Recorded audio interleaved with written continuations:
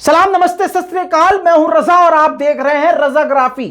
आपके लिए शायद ये खबर बहुत छोटी होगी, लेकिन इतिहास जानता है और आपके घर के बड़े बुजुर्ग जानते हैं कि अमेरिका और इजराइल कितने करीबी थे। शायद आप भी जानते होंगे, ट्रंप का अभी काल खत्म हुए ज्यादा वक्त नहीं हुआ है। उस लिहाज से आप समझ लीजिए, जो ये आज खबर बताने जा रहा हूं, बहुत ही शॉर्ट वक्त में, बहुत ही कम वक्त में और कम से कम जुमलों में समझ लीजिए ये खबर उतनी ही बड़ी है जितने ही कम वक्त में आपको ये खबर बता रहा हूं। दोस्तों, आप जैसे कि जानते हैं कि पिछली रिपोर्ट में बता चुका हूं कि बाइडेन से काफी परेशान चल रहे हैं नेतन्याहू।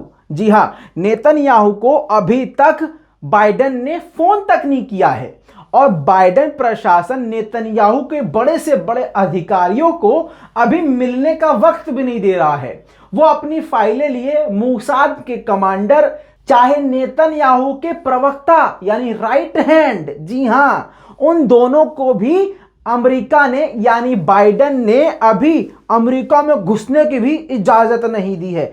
आपने और हमने क्या कभी ऐसा सोचा था? नहीं। इसलिए यह खबर और बड़ी हो जाती है कि कहानी अब आगे और खराब होती जा रही है। जी हां, सऊदी अरब और इजराइल के साथ अमेरिका के संबंध खराब होते नजर आ रहे हैं। आप लोगों में से बहुत सारों को लग रहा होगा कि यह अमेरिका की चाल है, बाइडेन की चाल है, लेकिन यह खुद अखबारों ने लिखना शुरू कर दिया है। कहां के अखबारों ने? इजराइल के अखबारों ने।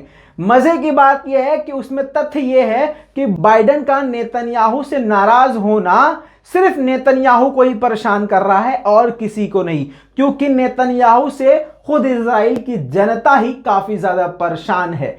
इसलिए नेतन्याहू को इग्नोर करके इजराइल की जनता भी बाइडेन से खुश हो रही है। मैंने आपको थोड़ा बहुत बता दिया है ताकि आपका दिमाग बन जाए कि ये माहौल चल रहा है वहां पर। अब सुनिए अब आगे क्या हुआ है, जिससे पूरी दुनिया को ये पैगाम चला गया है कि भैया दोनों में ऐसी हो गई है। मामला ये है कि तपा तो हुआ था नेतन्याहू भी, क्योंकि नेतन्याहू से बाइडेन बात भी नहीं कर रहे हैं, अभी तक बात भी नहीं करी है, ना एक कॉल तक किया है, ना किसी अपनी स्पीच में नेतन्याहू का जिक्र किया है।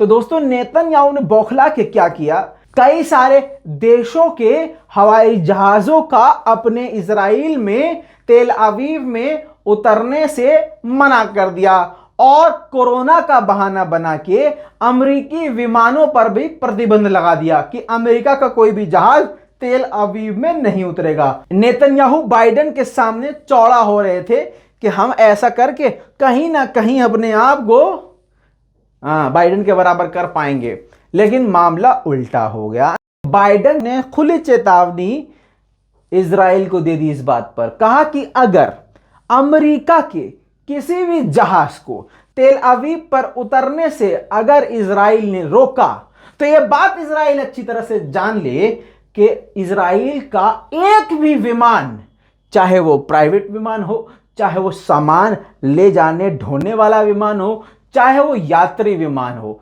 और अमेरिका का कोई भी एयरपोर्ट हो, अमेरिका के एयर स्पेस में भी कोई भी जहाज इजराइल का घुसने नहीं देंगे। दोस्तों, मिडिल ईस्ट में ये अभी टॉप की खबर है और आगे अब ये देखना है कि बाइडेन का और नेतन्याहू का ये मामला कितना गंभीर, कितना खतरनाक होता है। साथ में आपको हिंट ये भी दे देता हूं बोनस के तौर पर कि बाइडेन का सऊदी अरब से भी मामला बेहद इस वक्त खराब चल रहा है। दोस्तों, इंतजार कीजिए मेरी अगली रिपोर्ट का। बहुत जल्द और भी जानकारियों के साथ मैं लौटूंगा आपके सामने।